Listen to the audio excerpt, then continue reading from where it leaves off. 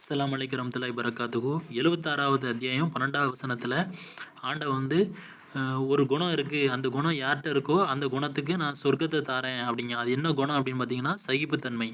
யாராச்சும் இஸ்லாத்தை பற்றி தெரியாமல் நமக்கு இஸ்லாத்தை பற்றி தெரியும், ஆனால் மற்றவங்க வந்து இஸ்லாம் தெரியாமல் நம்மக்கிட்ட வந்து அந்த அறியாமையின் காரணமாக நம்மகிட்ட ஒரு மன கஷ்டத்தையோ மன நெருக்கடியோ நமக்கு ஒரு அநியாயமோ நமக்கு ஒரு தீங்கோ பண்ணிட்டாங்க அப்படின்னா அதை நீங்கள் வந்து சகிச்சுக்கோங்க. அந்த மாதிரி சகிப்புத்தன்மை யார்கிட்ட இருக்கோ அந்த அந்த குணம் வந்து அந்த அந்த சூழ்நிலையில் நீங்கள் சகிப்புத்தன்மையோடு நடந்துக்கிட்டீங்க அப்படின்னா, அந்த அந்த சோதனையில் நீங்கள் வந்து சகிப்புத்தன்மையோடு நடந்துக்கிட்டீங்க அப்படின்னா உங்களுக்கு நான் சொர்க்கத்தை தாரேன் அப்படின்னு நமக்கு அந்த மனசுக்கு ஒரு ஆதரவாக அந்த வாக்குறுதியை நமக்கு ஆண்டவன் வந்து தாரான்.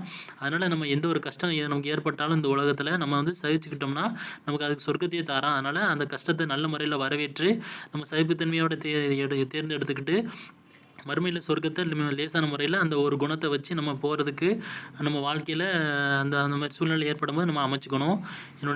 அதனால் சகிப்புத்தன்மையை வந்து எங்கெல்லாம் வாய்ப்பு கிடைக்கும் அந்த நேரத்துலலாம் நம்ம அதை பயன்படுத்திக்கோங்க. அது இல்லாத பட்சத்தில் நமக்கு வந்து வெறுப்பு இருந்துச்சுன்னா நம்ம நரகத்துக்கு போயிடுவோம். நம்ம வந்து மன்னிச்சு சகிப்புத்தன்மையோடு நடந்துக்கிட்டால் நம்ம வாழ்க்கை வந்து அமைதியாக பாதுகாப்பாக போயிடும் அந்த மனசுக்கு.